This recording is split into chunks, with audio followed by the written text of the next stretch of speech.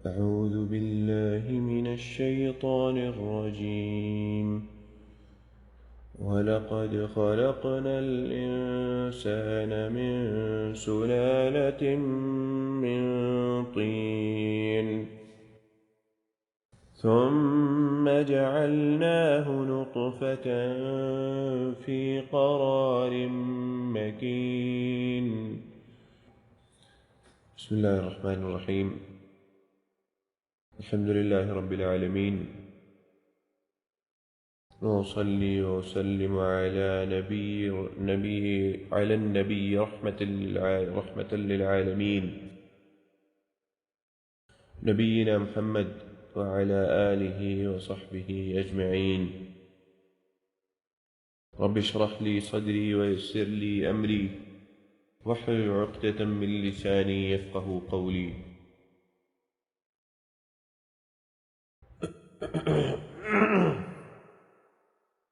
گزشتہ دروس کے اندر ہم نے جو سورہ مؤمنون کی شروع سے لے کر 11 نمبر آیت تک ہم نے ان آیات کی تفسیر پڑھی، ان کو سمجھا. اس میں اللہ تعالیٰ نے کچھ ایک مسلمان کی کامیابی کا اللہ تعالیٰ نے ذکر کیا کہ صفات بیان کر دی اللہ تعالیٰ نے کہ مومن شخص کی صفات کیا ہیں، اور ایک صفت اللہ تعالیٰ نے پھر سے دہرا دی اور وہ ہے نماز کی صفت. نماز کی صفت کو 2 بار اللہ تعالیٰ نے دہرایا. یہ اس وجہ سے اللہ نے کیا تاکہ اللہ پہ ایمان لانے والوں کو اس چیز کا اندازہ ہو، اس چیز کا پتہ چلے کہ مومن کی فلاح میں نماز کی کیا اہمیت ہے، اس کا کیا کردار ہے، اور اس کی حفاظت کس طرح کرنی ہے، اور اللہ کے ہاں کیا اہمیت ہے، اس کی کتنی اہمیت کی حامل ہے نماز. اس وجہ سے دہرایا اللہ تعالیٰ نے. اور اس کے بعد اللہ تعالیٰ نے یہ چیز ذکر کر دی کہ یہ لوگ جو ہیں یہ فردوس کے وارث بنیں گے. آگے اللہ تعالیٰ فرماتے ہیں، آگے اللہ تعالیٰ نے ایک طرح سے انسان کی شروعات کہاں سے ہوئی، انسان کی ابتدا کہاں سے ہوئی، جس چیز کے لیے اللہ تعالیٰ نے پہلے وہ ان اعمال کا ذکر کیا جس چیز کے لیے انسان کی ابتدا، انسان کی خلقت اور انسان کو اللہ نے اس دنیا میں بھیجا، وہ چیزیں اللہ نے ذکر کی. اس کے بعد اللہ تعالیٰ انسان کی ابتدا کے بارے میں بات کر رہے ہیں، اور وہ اسی لیے ہے تاکہ انسان کو اس چیز کا ادراک ہو سکے کہ بھیجنے والی ذات کون ہے مجھے اس دنیا میں، اور کس انداز سے بھیجا گیا. یا یہ بات کہ ہاں میں ان احکامات کو، یہ جو پیچھے گزرے ہیں، ان کو میں کیوں مانوں، ان پہ عمل کیوں کروں، کس لیے میں ان پر عمل کروں. اگر وہ یہ اعمال جو پیچھے بیان کیے گئے ہیں مومن کی فلاح کے لیے اللہ تعالیٰ نے وہ ان چیزوں کا ذکر کیا ایک ایک کر کے بڑی وضاحت کے ساتھ، تو میں ان پر عمل کیوں کروں، عمل درآمد کس وجہ سے، سبب کیا ہوگا جو میں عمل درآمد کروں. اب انسان جو ہے، اللہ تعالیٰ نے انسان کو پیدا کیا، اور انسان سے زیادہ اللہ تعالیٰ انسان کو جانتے ہیں. انسان بڑا ہی معاند ہے، انسان بہت اعتراضات کرنے والا ہے. اس لیے اللہ تعالیٰ نے بارہا اور متعدد مقامات پر یہ والا اسلوب اللہ تعالیٰ نے اختیار کیا کہ اللہ تعالیٰ نے بیان کیا معاملات، اللہ تعالیٰ نے نیک اعمال کچھ بیان کیے، یا اللہ تعالیٰ نے کچھ چیزیں بیان کی، کچھ احکامات بیان کیے. اس کے بعد اللہ تعالیٰ واپس انسان کو ایک چیز کی یاد دہانی اللہ تعالیٰ دلاتے ہیں، اور وہ یہ کہ خالق و مالک کون ہے. جو مالک ہے، جس نے پیدا کیا، جس نے تمہاری خلقت کی، تمہاری ایک ایک چیز کو پیدا کیا، کیا اس کے علاوہ کوئی اور مستحق ہے؟ یا ابھی بھی تمہارے ذہن میں یہ بات نہیں بیٹھی کہ میں کیوں یہ والے اعمال کروں اس دنیا میں تو آزاد ہوں۔ بات یہ سمجھانے والی ہے کہ آزاد نہیں ہو، غلام ہو اللہ تعالیٰ کے۔ تو اس لیے اللہ تعالیٰ واپس انسان کی ابتدا کا معاملہ اللہ تعالیٰ نے ذکر کرنا شروع کر دیا۔ اللہ تعالیٰ فرماتے ہیں وَلَقَدْ، اور البتہ تحقیق، خَلَقْنَا، پیدا کیا، خلق فعل ماضی ہے، خلق مطلب پیدا کرنا، یا اگر ماضی کے معنی میں اس کو اگر اس کا ترجمہ کریں گے تو خلق پیدا کیا یعنی ماضی میں۔ تو اللہ تعالیٰ نے اب آگے نا متکلم، اب یہ خلق نا جو ہے یہ متکلم کا صیغہ ہے، جمع متکلم کا صیغہ ہے۔ خلقنا، ہم نے پیدا کیا، متکلم وہ ہے جو بات کرنے والا ہے، اس کو متکلم کہیں گے۔ تو اللہ تعالیٰ یہاں پر بات کر رہے ہیں، اللہ کہتے ہیں ہم نے پیدا کیا کس کو؟ الانسان، انسان کو۔ کس چیز سے پیدا کیا؟ آگے اللہ تعالیٰ اس چیز کا ذکر کر رہے ہیں۔ اللہ تعالیٰ فرماتے ہیں من سلالۃ، مٹی، نچوڑ سے، خلاصے سے۔ وہ نچوڑ اور وہ خلاصہ کس چیز کا ہے؟ من طین، مٹی کے خلاصے اور مٹی کے نچوڑ سے ہم نے انسان کو پیدا کیا۔ یا مٹی کے خلاصے سے کیا مراد ہے؟ علماء نے اس چیز کی تفسیر کی ہے۔ اس چیز کو بیان کرتے ہوئے علماء فرماتے ہیں کہ مٹی کے خلاصے سے مراد یہ ہے کہ مٹی کے تمام اجزاء انسان کی خلقت کے مطابق ہے، اس کے لیے فائدہ مند نہیں ہے۔ جب اللہ تعالیٰ نے یہاں پر حضرت آدم علیہ السلام کی بات ہو رہی ہے تو اللہ تعالیٰ نے اس میں سے اس چیز کا خلاصہ نکال لیا، اس چیز کا نچوڑ نکال لیا جو بالکل فائدہ مند ہے انسان کے لیے۔ یہ مراد ہے مٹی کے خلاصے سے اللہ تعالیٰ نے انسان کو پیدا کیا، یا نچوڑ سے اللہ تعالیٰ نے انسان کو پیدا کیا، کیونکہ مٹی کے کچھ اجزاء ہیں اللہ تعالیٰ نے ان کو پیچھے کر دیا، ان کو نکال دیا اللہ تعالیٰ نے حضرت آدم علیہ السلام کو بناتے ہوئے، ان کی تخلیق کرتے ہوئے۔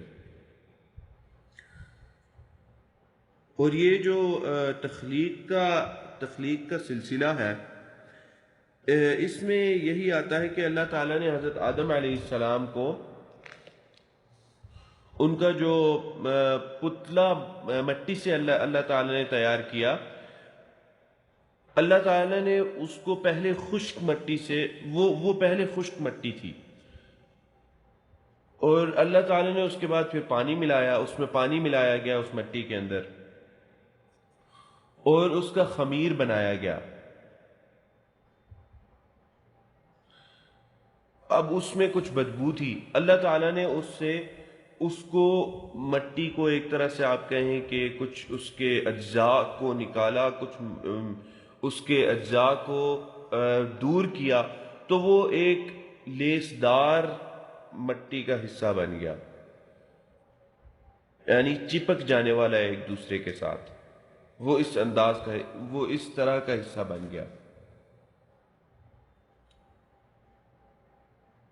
اور پھر اس حصے کو خشک کر دیا گیا، اللہ تعالیٰ نے اس حصے کو پھر خشک کر دیا،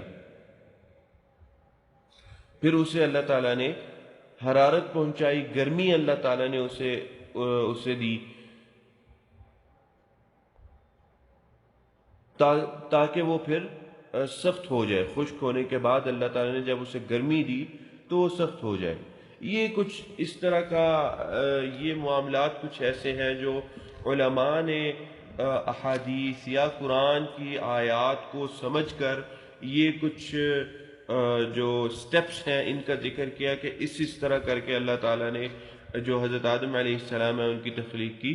باقی جو حقیقت ہے اس کو اللہ تعالیٰ جانتے ہیں، لیکن ایک یہ علماء نے قرآن و حدیث کو مد نظر رکھتے ہوئے ایک چیز پیش کی اور وہ یہ تھی کہ اس طرح کا معاملہ اللہ تعالیٰ نے کیا۔ اور اس کے بعد اللہ تعالیٰ نے پھر حضرت آدم علیہ السلام میں روح پھونک دی، پھر حضرت آدم علیہ السلام سے اللہ تعالیٰ نے حضرت حوا کو بنایا. حضرت حوا علیہ السلام ان کی جو زوجہ ہے ان کو حضرت آدم علیہ السلام سے بنایا، ان کی ریڑھ کی ہڈی سے ان کو حضرت حوا علیہ السلام کو بنایا.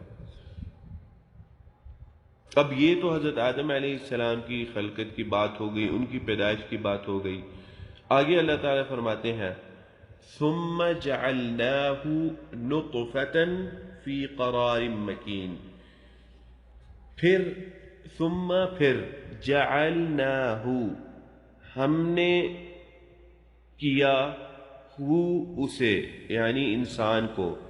اب یہ وہی صیغہ ہے جیسے خلقنا ہے، جعلنا، جعل ہے فعل ماضی، اس کے ساتھ نون متکلم کا نون ہے، جمع متکلم کا نون الف ہے، تو یہ ماضی جمع متکلم کا صیغہ ہے. جعلناہ ہم نے کیا یعنی ماضی میں کر دیا. نطفتن ایک نطفہ، ایک قطرہ، فی قرار مکین ایک محفوظ مکان میں، ایک محفوظ جگہ کے اندر بنا کر رکھ دیا. محفوظ جگہ سے مراد رحم مادر ہے، والدہ کا رحم ہے یہاں پہ محفوظ جگہ. اس کو اللہ تعالیٰ نے محفوظ کیوں کہا؟ اللہ تعالیٰ نے محفوظ اس وجہ سے کہا کہ رحم کے اندر بچے کے لیے تمام وہ چیزیں میسر اللہ تعالیٰ نے کر دیں جو باہر میسر نہیں ہے یا جو اس جگہ کے علاوہ کہیں میسر نہیں آ سکتی.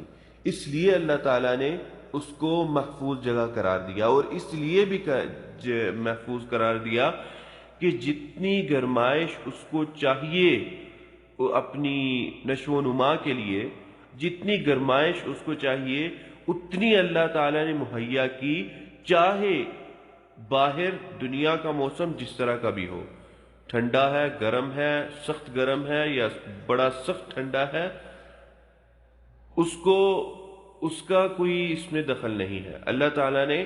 اور پھر اس کے بعد اللہ تعالیٰ نے تمام چیزیں وہیں پر مہیا کی اس نطفے کے لیے. تو اس لیے اللہ تعالیٰ نے یہاں پر محفوظ کا ذکر لفظ استعمال کیا اس کے ساتھ کہ بڑی ہی محفوظ جگہ پہ اس نطفے کو اللہ تعالیٰ نے اس کا مسکن بنایا، اس نطفے کا بڑی ہی محفوظ جگہ پر. اب یہ جو پیچھے آیت تھی اس میں اللہ تعالیٰ نے حضرت آدم علیہ السلام کی خلقت کا ذکر کیا کہ ہم نے کس طرح مٹی سے سلالۃ من طین جو نچوڑ ہے اس سے ہم نے حضرت آدم علیہ السلام کو پیدا کیا. اس کے بعد پھر اللہ تعالیٰ نطفے کا ذکر کر رہے ہیں، یعنی نطفے کا ذکر کرتے ہوئے جنس انسانیت یا جنس انسان، اس کے بارے میں اللہ تعالیٰ کہہ رہے ہیں کہ عموماً پھر ہم نے انسان کو کس طرح بنایا. پہلی تخلیق تو مٹی سے ہوئی، اور اس کے بعد پھر انسان کو کیسے بنایا گیا.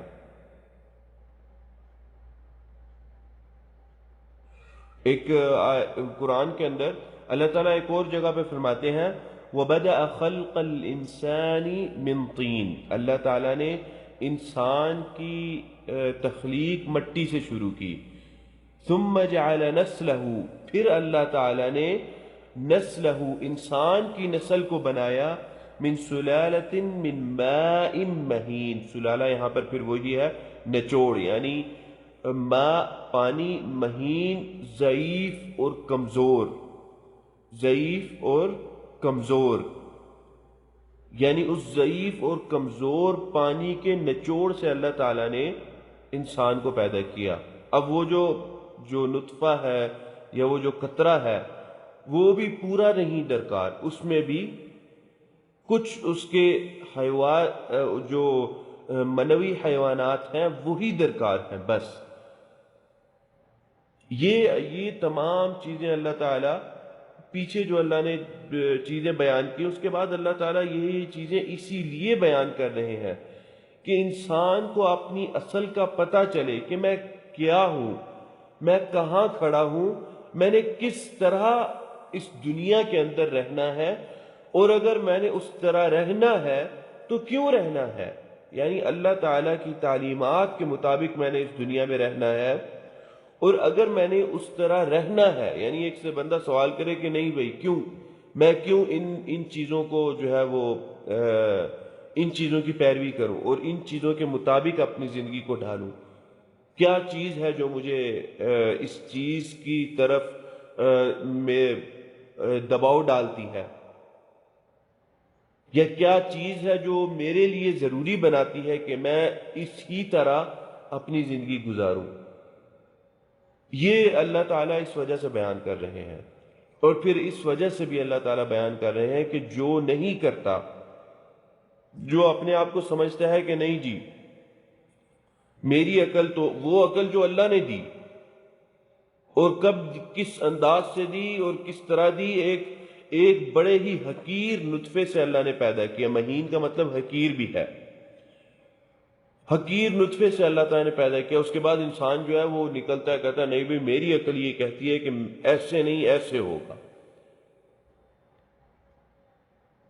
انسان کو اپنی عقل کا گھمنڈ آنے لگتا ہے، اس لیے اللہ تعالیٰ نے یہ آیات بیان کی کہ جیسے ہی انسان کو اپنی عقل پر غرور ہونے لگے، ان آیات کو پڑھیں، پتہ چلے گا کہ ہماری ابتدا کہاں سے ہے، شروع کہاں سے ہوئے ہم، اور ہم نے کیوں ان تعلیمات پر عمل کرنا ہے۔ جب اس چیز کا انسان کو علم ہوگا، کیونکہ قرآن کی سچائی کا تو ہمیں یقین ہے۔ اب بات یہ ہے کہ جو نفس ہے انسان کا، جس کے بارے میں اللہ نے کہا امارۃ بالسوء، جو برائی کی طرف لے جانے والا ہے، کھینچنے والا ہے برائی کی طرف، اس کو اب قائل کیا جائے کہ نہیں ہم نے کیوں ان چیزوں کے مطابق زندگی گزارنی ہے، ہم نے کیوں وہ سوء کی طرف نہیں جانا۔ اس سے پھر نفس کا جہاد والی بات جو ہے وہ شروع ہوتی ہے کہ نفس کے ساتھ جہاد کس طرح کرنا ہے۔ یہ ایک طریقہ ہے انسان کا اپنے نفس کے ساتھ جہاد کرنا، کہ انسان قرآن کی اس طرح کی آیات کو سمجھے، اور پھر صرف ان آیات کو نہ سمجھا جائے، سیاق و سباق کو سمجھا جائے کہ اس سے پہلے کیا آیات ہیں، اس کے بعد کیوں ہیں، اللہ نے کیوں یہ آیات اس درمیان میں اس انداز سے اللہ نے کیوں یہ آیات بیان کی۔ جب ان چیز کو سمجھیں گے تو اس وہاں پر ان آیات کے معانی اور بلاغت کا انسان کو صحیح اندازہ ہوگا اور لذت آئے گی پھر، اور پھر وہی شخص ہوگا جو نفس کی لڑائی میں جیت پائے گا، نفس سے جیت پائے گا، غالب آئے گا نفس پر۔ ایک اور جگہ اللہ تعالیٰ وہی بات ہے انسان کو یاد دہانی کے لیے انسان کو پھر سے بتا رہے ہیں، أَلَمْ نَخْلُقكُّم مِّن مَّاءٍ مَّهِينٍ فَجَعَلْنَاهُ فِي قَرَارٍ مَّكِينٍ، کیا میں نے تم لوگوں کو ایک حقیر پانی کے قطرے سے نہیں بنایا؟ اب دیکھیں یہاں پر اللہ تعالیٰ سوالیہ انداز سے پوچھ رہے ہیں، بیان کر رہے ہیں۔ سورہ مرسلات کی آیت ہے أَلَمْ نَخْلُقكُّم، کیا ایسا نہیں ہے کہ ہم نے تمہیں پیدا کیا من ماء مہین، ایک حقیر پانی کے نطفے سے، قطرے سے، فجعلناہ، دیکھیں اب یہاں پہ اللہ تعالیٰ بار بار ہم نے یعنی اللہ کے علاوہ کوئی اس چیز کی قدرت ہی نہیں رکھتا۔ فجعلناہ فی قرار مکین، پھر ہم نے اس نطفے کو ایک بڑی ہی بہترین محفوظ جگہ پر رکھ دیا، اس کا مسکن بڑا ہی محفوظ بنا دیا۔ پھر اللہ تعالیٰ فرماتے ہیں الی قدر معلوم، ایک خاص مدت تک، سبحان اللہ۔ اب اس مدت کا کب علم ہے، کس کو علم ہے، وہ علم کس نے دیا؟ اللہ تعالیٰ کے علاوہ کسی اور کو اس مدت کا علم نہیں ہے، وہ مدت انسان نے اللہ سے ہی سیکھی۔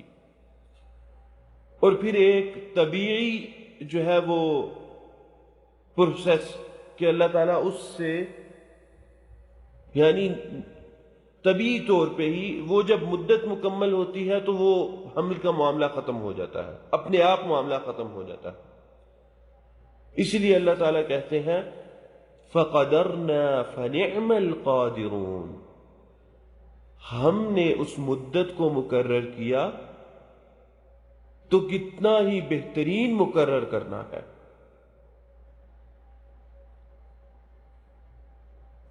یہی ہیں یہ چیزیں جن کی طرف اللہ تعالیٰ ہماری جو توجہ ہے اس کو مبذول کروانا چاہتے ہیں کہ ہم سوچیں ان چیزوں کے بارے میں۔ انسان متکبر ہو جاتا ہے اس دنیا میں آ کے، سوچتا ہے کہ نہیں بھئی میری عقل جو ہے وہ تو زیادہ اولا ہے، یا وہ زیادہ بہتر سمجھتی ہے انسان کو۔ ہمارے تفسیر کے ایک استاد تھے، وہ اس چیز کا اکثر ذکر کیا کرتے تھے جب اس طرح کی آیات آتی انسان کی پیدائش کے معاملے میں یا انسان کی تخلیق کے بارے میں، جب یہ پیدائش آتی، جب یہ والی آیات آتی تو ہمیشہ کہتے کہ اللہ تعالیٰ یہ والی آیات اس لیے ذکر کرتے ہیں تاکہ انسان کبھی تکبر میں نہ پڑے، اور جو لوگ متکبر ہیں، جو تکبر کر رہے ہیں، ان کو خاص یہ والی آیات پڑھائی جائیں، وہ لوگ یہ آیتیں پڑھیں، ان کا تکبر مٹی میں مل جائے گا۔ کیونکہ کبریا، تکبر جو ہے، یہ اللہ نے کہا کہ یہ میری صفت ہے۔ فَمَن نَازَعَنِي فِيهَا، جس نے میرے سے اس صفت میں لڑائی کی، یعنی جس نے شریک ہونے کی کوشش کی، تو اللہ تعالیٰ کہتے ہیں کہ میں اس کو جہنم میں داخل کروں گا۔ تو ہمارے شیخ اکثر کہا کرتے تھے کہ متکبر کے لیے اللہ تعالیٰ نے اس طرح کی آیات، جو لوگ تکبر کرتے ہیں، اس طرح کی آیات اللہ تعالیٰ نے ان کے لیے نازل فرمائی، اور پھر وہ ہمیشہ اس چیز کا بھی خاص طور پہ ذکر کرتے جب ایسی آیات پڑھتے، فرماتے کہ انسان تکبر کس بات کا کر رہا ہے، کس چیز کا تکبر کرتے ہو؟ وَقَدْ خَرَجْتَ مِن مَخْرَجِ الْبَوْلِ مَرَّتَيْن، حالانکہ تم شرم گاہ سے 2 بار نکلے ہو، پہلی بار نطفے کی صورت میں، وہ ماء مہین، حقیر پانی کے قطرے کی صورت میں، اور دوسری بار پیدائش کی صورت میں۔ تو کس بات کا تکبر، کس لیے تکبر، کیوں ہے وہ تکبر؟